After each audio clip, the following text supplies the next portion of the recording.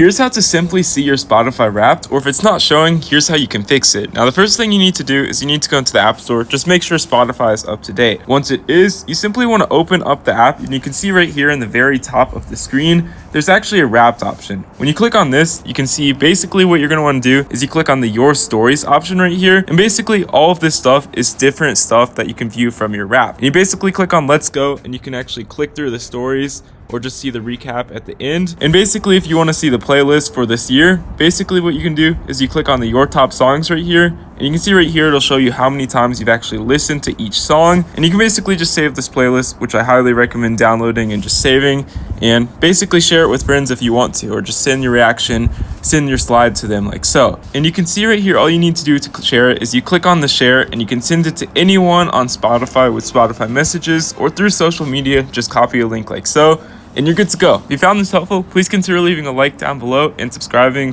because it's cold outside.